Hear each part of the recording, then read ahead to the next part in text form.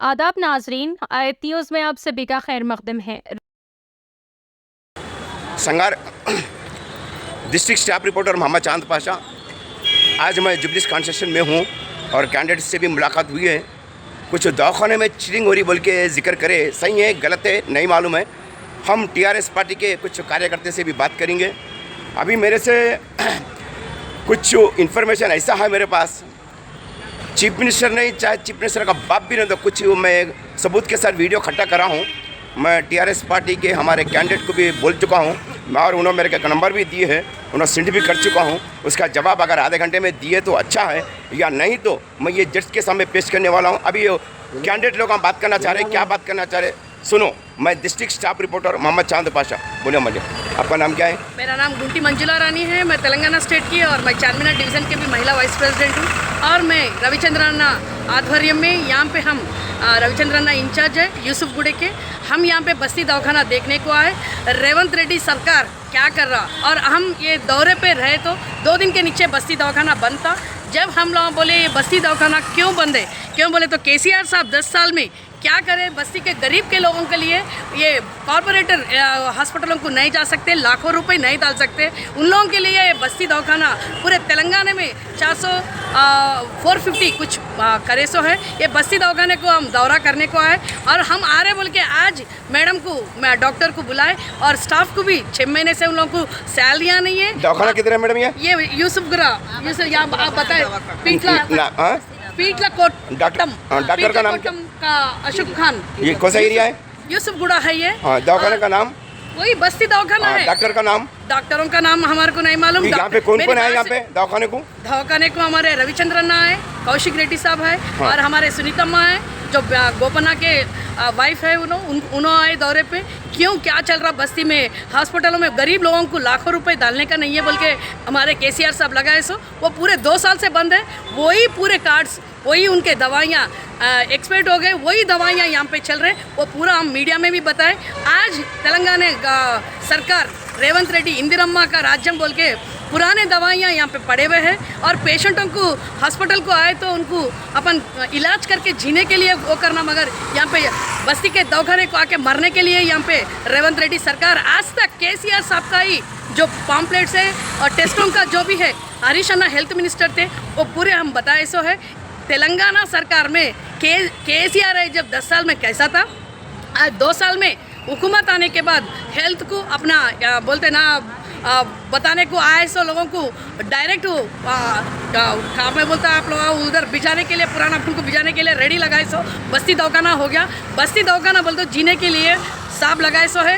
रेवंत रेड्डी बगैर ट्रीटमेंट के बस्ती दवाखाने को आए तो ऊपर जाने के लिए यहाँ पे लगाए। आज तक उन लोगों को दवाइयाँ नहीं है और तनख्वाह नहीं है। और कैसा चल रहा है ये बस्ती दवाखाने में पूरे स्लम गरीब लोग हैं, कैसे जाना? रेवंत रेड्डी आपको हम हाथ जोड़ के बोल रहे हैं, आप राजनीति करिए, जो भी करिए, गरीब का बद्दुआ न लो। आप कैसा भी हाइड्रा ला के ले रहे, ये हॉस्पिटलों का भी नक्को लो, बस्ती दवाखाना मेंटेन करो। तुम कुछ भी कर लो, तुम कुछ भी कर लो, हाइड्रा भी ला लो, तुम कुछ भी, लोगों को जिंदा ही कर ले रहे। मगर हॉस्पिटलों को ऐसो बुजुर्ग लोगों को ट्रीटमेंट अच्छा कराओ और स्टाफ को मंगाओ और दवाइयाँ आपके जो सूरत है वो सूरत को डाल के नया दवाइयाँ लाओ। हम एक ही गुजारिश कर रहे केसीआर साहब को, जब बस्ती दवाखाना बोले तो एक जन्नत के जैसा रहता था, अब ये क्या बोलते हैं आप लोग उसको उर्दू में क्या बोलते हैं, वो हो गया यहाँ पे। मैडम, छोटा मीडिया हो बड़ा मीडिया हो, पॉलिटिकल पार्टी वाले कैसा आगे बढ़ते हैं? कौन लाते नाम? क्या नाम लाना?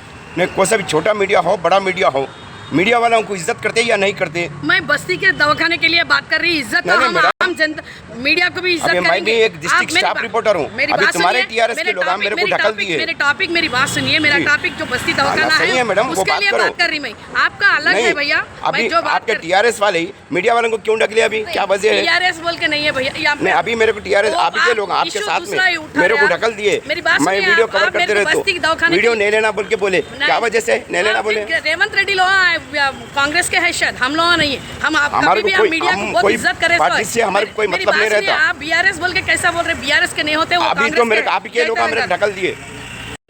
ఈ హాస్పిటల్ నడిచేదో రేపు గోపీనాథ్ గారి కుటుంబం కష్టకాలంలో ఉంది. మీ అందరికీ సేవ చేసిన గోపన్న ఆ కష్టకాలంలో ఉంది. గోపన్న గారి సతీమణి గారు బై ఎలక్షన్స్లో నిలబడ జరుగుతూ ఉంది. ఇలా ఒక్కటే కోరుతా ఉన్నాను జూబ్లీహిల్స్ ప్రజల్ని కూడా, మీకు రామరాజ్యం కావాలన్నా రౌడీ రాజ్యం కావాలన్నా ఒక్కసారి మీరే ఆలోచన చేసుకోండి అని మీ అందరికి కూడా విజ్ఞప్తి చేస్తూ ఉన్నాను.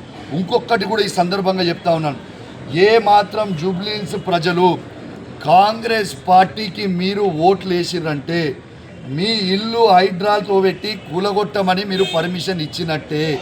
ఎందుకంటే చెప్తా ఉన్నా, ఇప్పుడు ఇక్కడ బిల్డింగ్లు కనబడతా ఉన్నాయి మీ వెనుక, ఈ బిల్డింగ్ల పరిస్థితి కూడా ఏంది, 75 గజాలు లోపల ఉన్న ప్రతి బిల్డింగ్కి కేసీఆర్ గారు ఆనాడు ఫ్రీగా పట్టాలు ఇచ్చేసిండు. ఇవాళ వీళ్ళేమంటారు, ఈ బిల్డింగ్లకి పర్మిషన్ లేవు, ఈ గల్లీ సన్నగా ఉంది, ఈ గల్లీ బిల్డింగ్లు మేము కూలగొడతామంటారు హైడ్రా పెట్టి. ఇక మీరు కాంగ్రెస్ పార్టీకి ఓటేస్తే మాత్రం ఇక దేవుడు కూడా మిమ్మల్ని కాపాడలేడు, మీ ఇల్లు గ్యారెంటీగా రేవంత్ రెడ్డి కూలగొడతాడు. ఇది మాత్రం పక్కా చెప్తా ఉన్నా. ఇలా గోపన్ ఉన్నప్పుడు ఏ విధంగా మిమ్మల్ని కాపాడుకుంటూ, కేసీఆర్ గారి నాయకత్వంలో ఏ విధంగా కాపాడుకుంటూ ఇవాళ ఏందో పరిస్థితి ఒక్కసారి మీరు ఆలోచించాలని మీకు విజ్ఞప్తి చేస్తూ సెలవు తీసుకుంటా ఉన్నా. జై తెలంగాణ, జై కేసీఆర్. మళ్ళీ ఒక్కసారి ఈ దయచేసి రేవంత్ రెడ్డి గారు మా యూసుఫ్ కూడా ప్రజల పక్షాన, మా జూబ్లీహిల్స్ నియోజకవర్గ ప్రజల పక్షాన నా చేతులు జోడించి మిమ్మల్ని కోరుతా ఉన్నాను, వాళ్ళకి బస్తీ దవాఖానాలు దయచేసి మెయింటైన్ చేయండి. ఇలా రాజకీయం అవసరం లేదు, వాళ్ళు చాలా కష్టకాలంలో ఉన్నారు, వాళ్ళు పేదోళ్ళు. ఇలా మీరు ఈ బస్తీ దవాఖానాలు సరిగా చూసుకోకపోతే వాళ్ళు ప్రైవేట్ హాస్పిటల్లో పోయి లక్షల రూపాయలు ఖర్చు పెట్టుకోవాల్సిన పరిస్థితి వస్తుంది. మీకు దండం పెట్టి చెప్తా ఉన్నాం, జూబ్లీహిల్స్ నియోజకవర్గంతో పాటు యావత్ తెలంగాణ ఉన్న పేషెంట్స్ని మీరు కాపాడుకోవాలని నా చేతులు జోడించి మరీ కోరుకుంటూ సెలవు తీసుకుంటాను. జై తెలంగాణ, జై కేసీఆర్. ఇప్పుడు సునీత గారు. मैं साहब के पास ही लगा रहा था, आप ढकल रहे मेरे को? नहीं, आप ढकलना गलत है ना आपका। नहीं, मैं मैडम के पास लगा रहा हूँ, ढकल दो बोल के बोल रहे हैं, टेढ़ी बात कहीं कर रहे हैं आप। नहीं, आप टेढ़ी बात कहीं कर रहे हैं आप, ढकल रहे को। मैं भी रिपोर्टर हूँ ना, मैं भी रिपोर्टर हूँ ना। का सर दोबेస్తున్నాడు కదా, మేడం దగ్గర పెడతా ఉంటే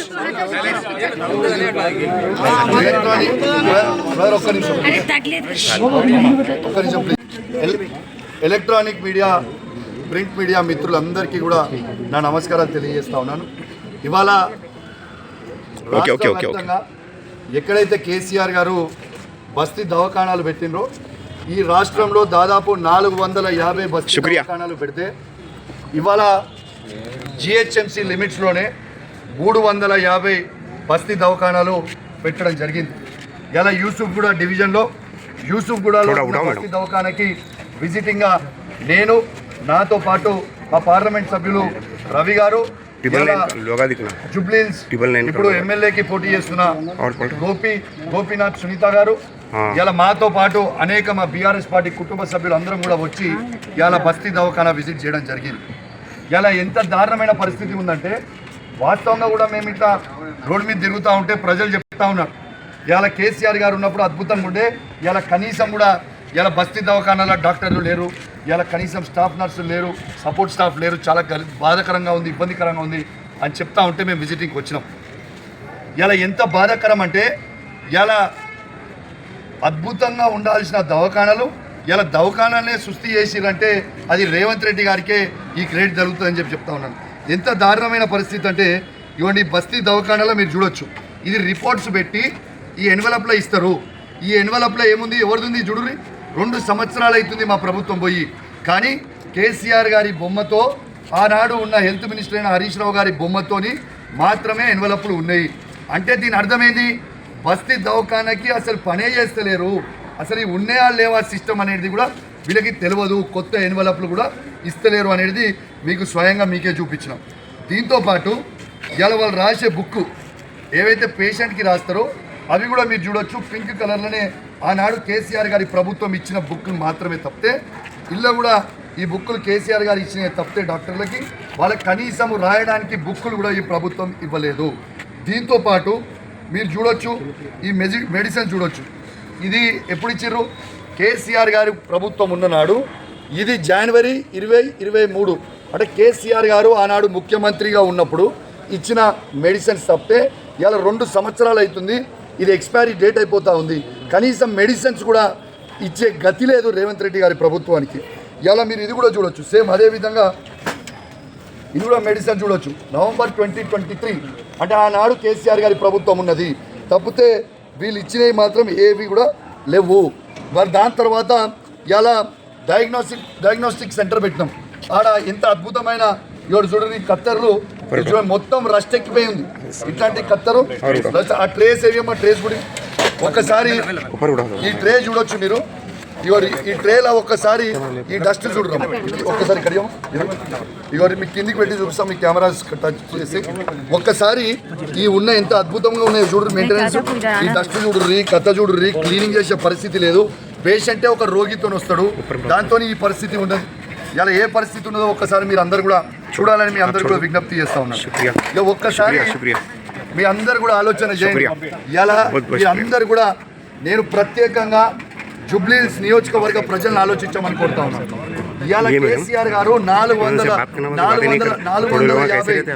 దవాఖానాలు పెడితే దాంట్లో 350 బస్తీ దవాఖానాలు హైదరాబాద్లో ఉంటే కనీసము దాంట్లో కేసీఆర్ గారు ఉన్నప్పుడు 108 రకాల మందులు ఇచ్చేది. ఇవాళ మేము రికార్డ్ బుక్ చెక్ చేస్తే కనీసం 40 రకాల మందులు కూడా ఇక్కడ లేవు. ఎంత బాధాకరమో ఒక్కసారి మీ అందరూ కూడా ఆలోచన చేయండి. దాంతోపాటు డయాగ్నోస్టిక్ సెంటర్ పెట్టి కేసీఆర్ గారు ఉన్నప్పుడు 134 రకాల టెస్టులు చేసేది. ఇవాళ కనీసం ఆ టెస్టులు ఏదైనా కానివ్వండి, కిడ్నీ టెస్ట్ కానివ్వండి, లివర్ ఫంక్షనింగ్ టెస్ట్ కానివ్వండి, ఇట్లాంటి రకరకాల టెస్టులు 134 టెస్టులు చేసేది. ఇవాళ కనీసము ఒక్క టెస్ట్ కూడా చేసే గతి లేకుండా పోయింది. ఇంతకుముందు నేను ఒక పేషెంట్కి నుంచి ఫోన్ చేసిపోయినా 17 తారీఖుకి నేను టెస్ట్ చేయించుకున్నా. మరి మా పరిస్థితి ఏంది, నీకు వచ్చిన రిపోర్ట్స్ అంటే వచ్చినాయి సార్ కానీ 48 గంటల తర్వాత వచ్చినాయని చెప్పి 24 గంటలు పంపించి పొద్దున మెసేజ్ పంపించాల్సిన టెస్ట్లకు కూడా వీళ్ళు ఇవ్వకపోతే ఇవాళ ఇదే పేషెంట్ అనేటైనా ఎప్పుడు వస్తాడు, ఆయన బాధలో ఉండి ఇబ్బందిగా ఉండి వస్తాడు. మరి ఇబ్బందిగా ఉన్నప్పుడు ఆ పేషెంట్కి మీరు ఇమీడియట్గా టెస్టులు రిపోర్ట్ ఇచ్చి వాళ్ళకి ఇమీడియట్గా మీరు వాళ్ళకి అందియకపోతే రిపోర్ట్ టెస్టులు ఇంకా అది రోగం ఎక్కువవుతుందా తక్కువవుతుందా? ఇలా ఒక్కటేసారి ఆలోచన చేయాలని మీ అందరికీ కూడా విజ్ఞప్తి చేస్తాం. చాలా బాధ అనిపిస్తూ ఉంది. ఈ హాస్పిటల్కి వస్తే కనీసము రంగులేసే దిక్కు లేకుండా పోయింది. నేను డాక్టర్ గారిని అడిగిన, డాక్టర్ గారు మీకు ఏంది మీ పరిస్థితి అంటే, సార్ నాకు జీతం రాక 3 నెలలు అవుతుంది, నాకు జీతం రాలే అని చెప్పారు. సపోర్ట్ స్టాఫ్ ఇంకొక చెల్లె కలిసింది, ఏంది చెల్లె నీ పరిస్థితి అని అడిగిన.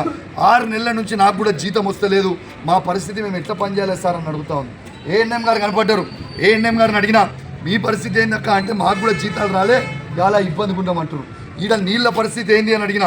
ఇలా ముందర ఏఎన్ఎం సెంటర్ నుంచి పోయి నీళ్లు బకెట్లో తీసుకొని వచ్చి చేతులు కడుక్కోవడానికి నీళ్లు ఈ హాస్పిటల్లో పెట్టుకుంటా ఉన్నారు. ఇలా కేసీఆర్ గారు కనెక్షన్ ఇచ్చిన నల్ల మిషన్ భగీరథగా ఇచ్చిన నల్ల ఇలా కేసీఆర్ గారి నాయకత్వంలో ఆనాడు శాసనసభ్యునిగా ఉన్న గోపీనాథ్ గారు ఎంబడబడి ఇలా కనెక్షన్ ఇప్పించి అద్భుతంగా హాస్పిటల్ నడవాలని ఆనాడు మెడిసిన్స్ నీళ్లు అన్ని ఇప్పిస్తే కనీసము మెయింటైన్ చేయని చేత కానీ దద్దమ్మ ఈ రేవంత్ రెడ్డి గారు ఈ కాంగ్రెస్ ప్రభుత్వం. ఇలా నేను ఒకటే చెప్తా ఉన్నా, నేను రాజకీయం చేస్తలేను కానీ నేను చెప్పేది ఏంటంటే చాలా బాధ అనిపిస్తూ ఉంది. ఇలా పేద ప్రజల కోసం ఈ హాస్పిటల్లో పెడతా ఉంటే ఇలా డాక్టర్లకే మీరు జీతాలు ఇవ్వకపోతే ఇలా మీరు ఫోజులు కొట్టేదేంది? మేము ప్రతి నెల ఫస్ట్కే జీతాలు ఇస్తున్నామని చెప్పారు. మరి ఎవి మీ జీతాలు? ఈ లైవ్గా డాక్టర్ గారిని అడిగినా మా జీతం రాలే అని చెప్పారు, లైవ్గా సపోర్ట్ స్టాఫ్ని అడిగినా మా జీతాలు రాలే అని చెప్పారు. ఎవి మరి మీ ఇలా support staff nurse staff nurse అందరికీ ఇంకా దారుణం ఏంటంటే ఇలా కేవలం మేము వస్తున్నామని ఇలా తెలుసుకొని ఇలా పాపం ఆమె ఎల్లారెడ్డి కూడా ఉంటే ఆ నుంచి ఇలా ఒక్కటే రోజు కోసం డెప్యుటేషన్ చేసారు.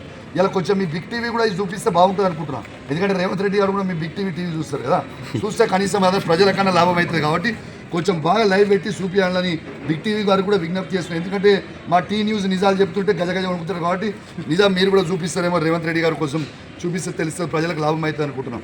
నేను జూబ్లీహిల్స్ ప్రజలకు కూడా విజ్ఞప్తి చేస్తూ ఉన్నాను, మీ యూసుఫ్గూడ డివిజన్లో ఇదే బస్తీ దవాఖానా ఎంత అద్భుతంగా ఉండే కేసీఆర్ గారు ఉన్నప్పుడు అనేది ఒక్కసారి ఆలోచన చేయండి.